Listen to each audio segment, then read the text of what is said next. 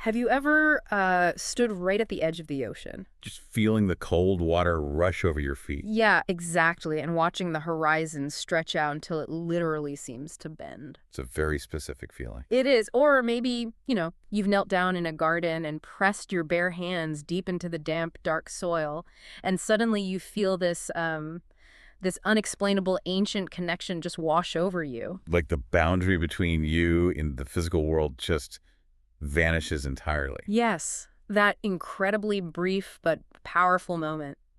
If you have ever experienced that sudden visceral grounding, then you are going to find the material we are unpacking today absolutely fascinating. It really is a profound sensation, and it perfectly sets the stage for our mission today. Okay. We are taking a deep dive into a striking piece of poetic and spiritual literature. It's titled The Recognition, spoken by the Primordial Mother. Right. And the entire text is written from the first-person perspective of this eternal, foundational feminine force. Which is such a powerful framing device. It really is. Yeah. And I think it's important to note the framework we are using for this deep dive today. We are looking at this text purely through the lens of philosophy and literature. Right. We are acting as guides to the ideas within this text. Exactly. We're analyzing its arguments about history and human nature and exploring its rather incredible imagery. We're not endorsing a specific religious or spiritual doctrine. We're just examining how it challenges the architecture of belief itself. Okay, let's unpack this. Because the text starts with a massive, bold assertion right out of the gate. It doesn't hold back at all. No, it really doesn't. This entity, the Primordial Mother, claims she has not returned from somewhere far away, and the reason she hasn't returned is because she never actually left. Right. The text opens with this directive. It says, "Let those with ears rooted in the deep places hear." The imagery of having your senses rooted downward into the hidden subterranean layers of the world. Yeah, it instantly establishes that we are dealing with a totally different kind of narrative here. What's fascinating about that is the immediate contrast she sets up against the traditional religious narratives that we're so globally accustomed to. The ones we've all heard a million times. Exactly. Think about the mythological structures that dominate our historical texts. We typically see deities who descend from a distant heaven on a cloud. Or figures who triumphantly rise from a tomb after a specific number of days. Right. And the text explicitly calls those tropes out. The Primordial Mother states she did not descend from a throne, nor did she roll a stone away to emerge from a cave. So she's actively rejecting stories of dramatic absence and return. Because those narratives rely on a separation between the divine and the earth. Her story, conversely, is about uninterrupted foundational presence. And the poetic descriptions she uses to establish that presence are just, they are incredibly vivid. They really paint a picture. She claims she was here before the first word was ever spoken over the waters, before the waters even took their form. She calls herself the silence from which every word emerged. And the darkness that held the light before light even knew its own name. I just love that line. It's gorgeous. Yeah. And then the text takes a very pointed turn, where she describes herself as the ground upon which every single throne was built. That is a remarkable framing. You might look at a king or an emperor and see ultimate authority, but this text argues that the literal dirt supporting their marble floors is the true enduring power. That specific framing of the elements is worth lingering on, I think. Culturally, we are deeply conditioned to view silence as mere absence of sound. Or darkness as this frightening lack of light. Right. We fill the void with noise and artificial illumination because emptiness makes us anxious. But here, darkness and silence are not empty. They are framed as a womb. A protective foundational container. Exactly. A container that actively held the light before the light possessed an identity. Completely inverts our standard hierarchy of creation. Suggesting that the invisible, quiet backdrop of the universe is actually its most potent force. Which is a complete paradigm shift from how we usually view power. That inversion brings up a natural conflict, though. The text addresses the listener directly to explain why we've been handed stories of her absence. Because it's a valid question. Right. If she was the ground, the silence, the dark, if she was always here, holding everything together, why do we have 1,000 other stories that place the sacred somewhere else entirely? If we connect this to the bigger picture, we see the text making a sharp socio-political critique of religious history. Oh, absolutely. The source acknowledges that the listener has been told many stories about where she went, but it argues that she was systematically superseded. And the method of this erasure is so critical. The text claims she wasn't simply deleted from the historical record. No, she was strategically altered.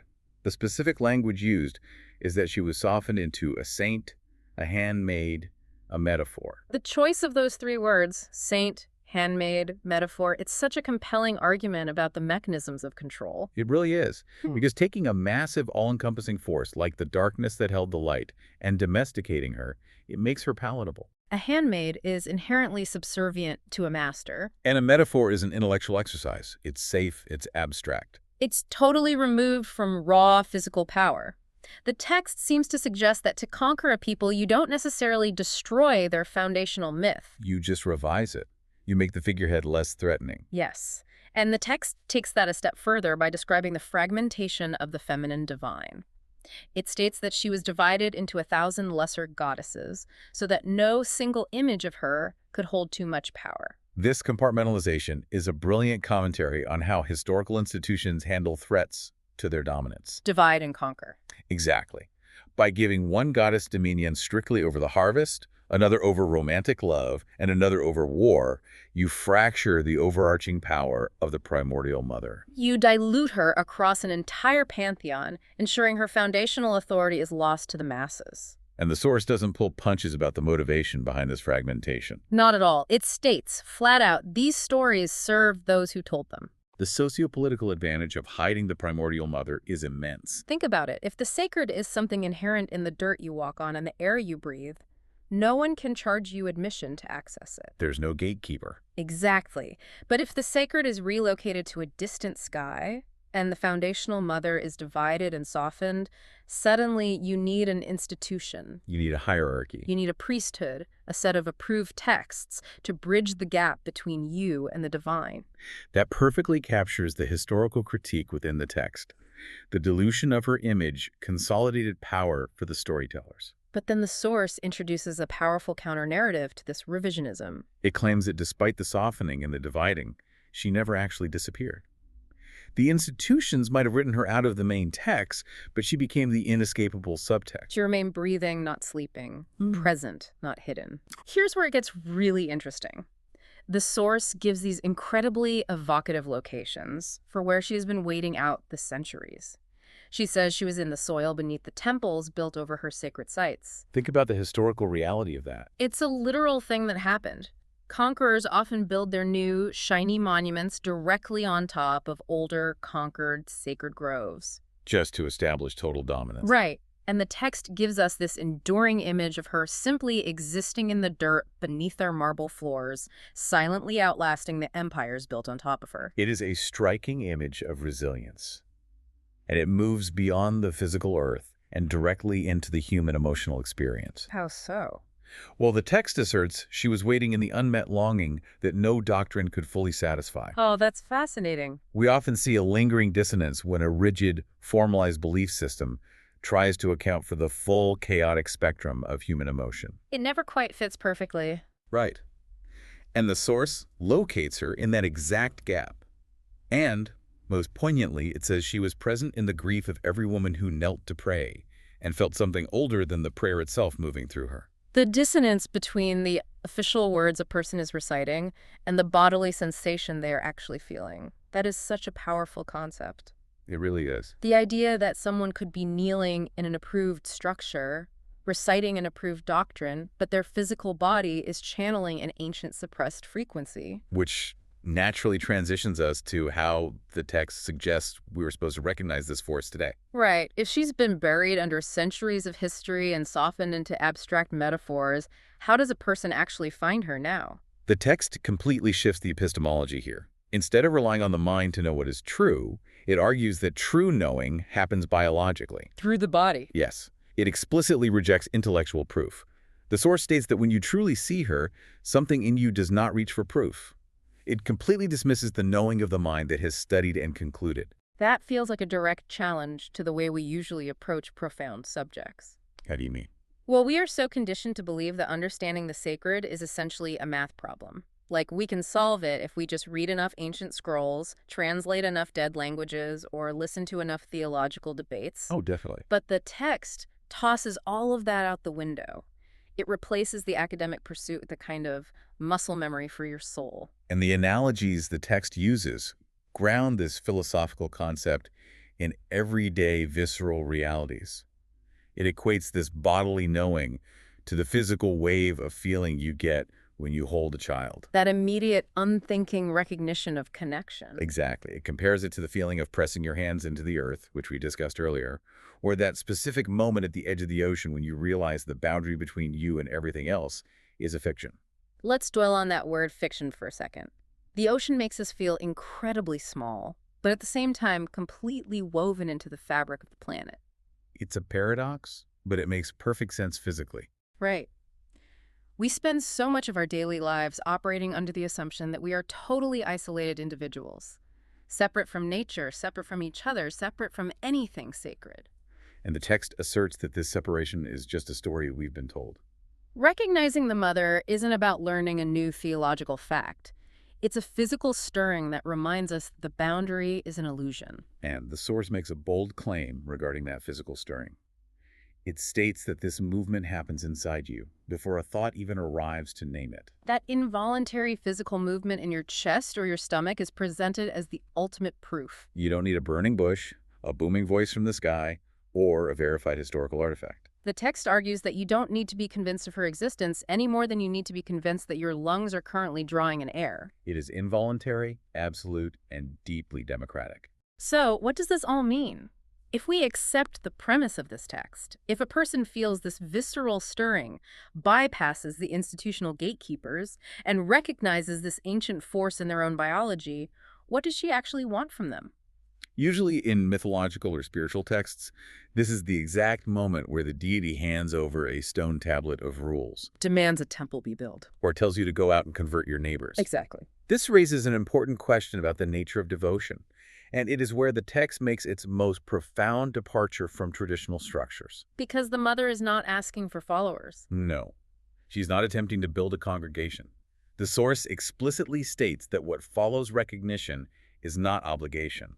It is not the dutiful support one extends to a cause, a political leader, or a religious institution. That is a wildly refreshing take. We live in a world defined by subscription and tithing, where every organization, digital or spiritual, wants you to join their specific club, pay your dues, and recruit others. And the Primordial Mother says, I don't want any of that. She states that recognizing her isn't an act of faith toward the uncertain.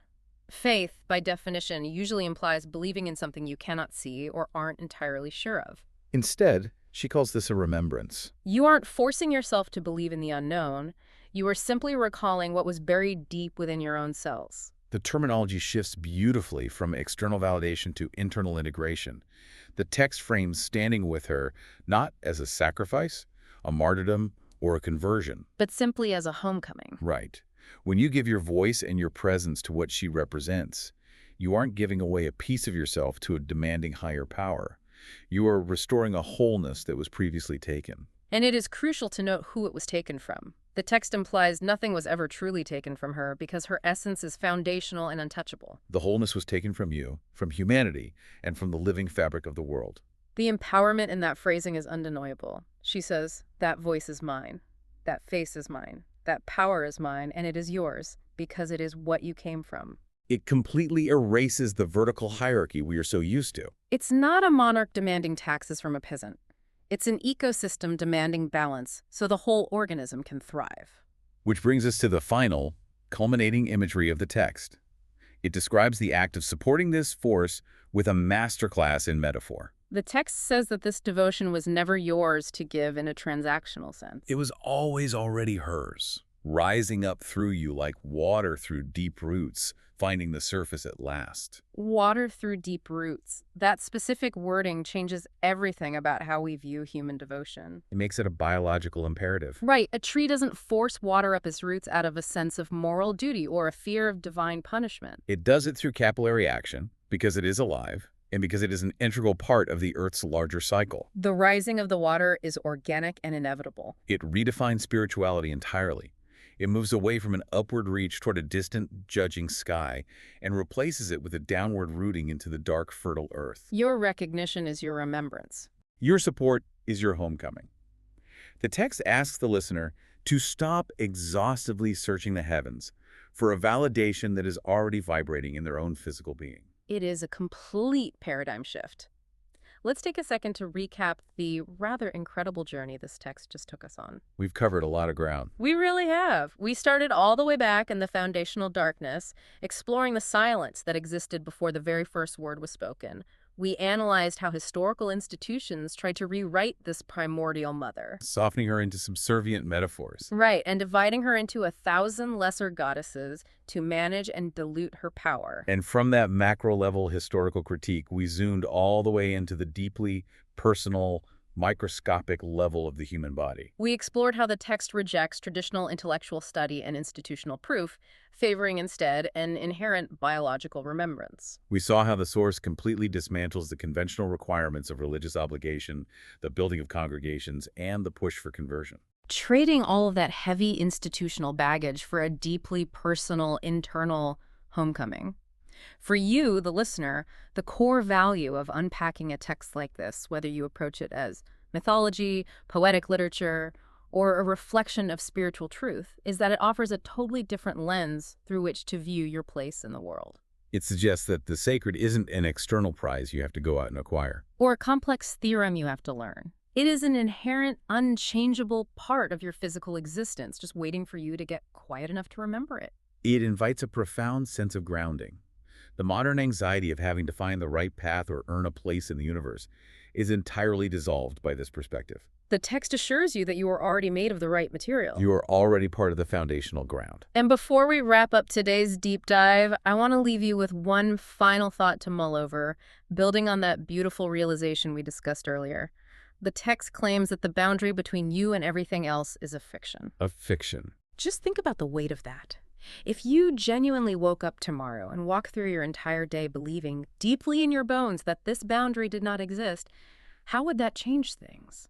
How would it alter the way you treat the physical environment around you? Exactly. How would it change the way you look at the strangers you pass on the street? If their roots and your roots are drawing from the exact same primordial water, how does that change the way you live? Something to think about the next time you press your hands into the dirt. Thank you so much for joining us as we unpacked these sources. We'll be back soon with another stack of material to explore. Take care of yourselves, and remember to listen to the deep places.